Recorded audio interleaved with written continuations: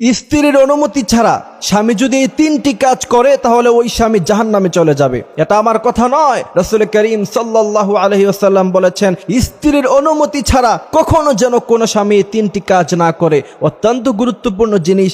এক নাম্বার, কোন স্বামী যদি স্ত্রীর অনুমতি ছাড়া এই কাজটি করে, যেটা আমার দেশে অহরহর ঘটে যাচ্ছে, আমরা খেয়ালই করছি না, অথচ এর জন্য তাকে আল্লাহর কাছে জবাবদিহিতা করতে হবে এবং আল্লাহ সুবহানাহু ওয়া তাআলা তাকে এই কারণে জাহান্নামেও দিয়ে দিতে পারেন। প্রথম নাম্বার কি? প্রথম নাম্বার হলো বিয়ে করার পরে মোহরানা আদায় করার আগে স্ত্রীর গায়ে স্পর্শ করা যাবে না। কথা বুঝেন? মনে করেন আপনি বিয়ে করেছেন আজকে, এখন আপনি তো মনে করতেছেন যে আপনার স্ত্রী আপনার জন্য হালাল না।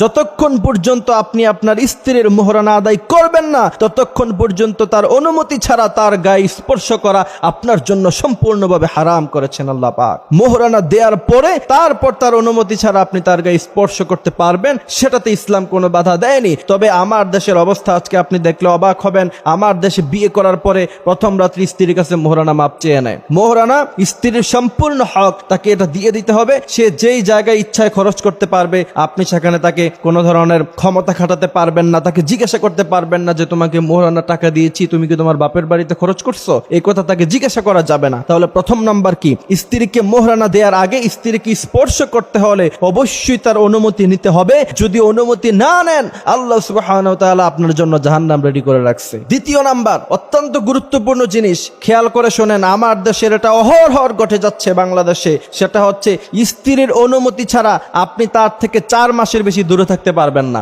এখন আমি যদি এই কথা বলি, আমাকে তো অনেকে গালাগালি শুরু করে দিবে যে হুজুর কি বলে। ওমর রাদিয়াল্লাহু তাআলা আনহু আইন করে গিয়েছিলেন। ওমর রাদিয়াল্লাহু তাআলা আনহু বলেছেন, যে ব্যক্তি স্ত্রীর অনুমতি ছাড়া 4 মাসের অধিক সময় স্ত্রীর কাছে না থাকে এবং স্ত্রীর হক সে নষ্ট করার কারণে তাকে বিচার কার্য ফয়সালা করা হবে, তাকে কাঠগড়ায় দাঁড়াতে হবে এবং তাকে জবাবদিহিতা করতে হবে। প্রিয় ভাইয়েরা আমার, সেক্ষেত্রে আপনি যদি স্ত্রী থেকে অনুমতি নিয়ে 4 মাস নয় 4 বছরও আপনি বিদেশের বাড়িতে থাকেন, সেক্ষেত্রে ইসলাম আপনাকে কোনো বাধা দেয়নি। তবে সেক্ষেত্রে স্ত্রী থেকে অনুমতি নিতে হবে। স্ত্রী থেকে অনুমতি না নিয়ে যদি 4 মাসেরও অধিক সময় আপনি বাহিরে থাকেন, প্রবাসে থাকেন, মনে রাখবেন আল্লাহ সুবহানাহু ওয়া তাআলার কাছে আপনাকে জবাবদিহিতা করতে হবে। তৃতীয় নাম্বার, সেই বিষয়টা আরো গুরুত্বপূর্ণ।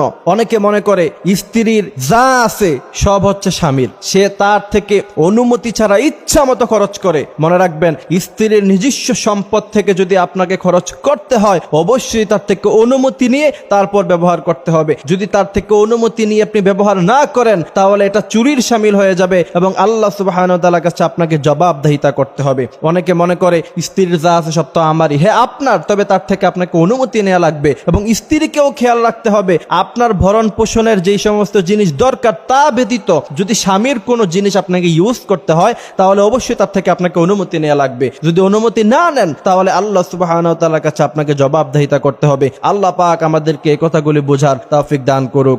আমিন।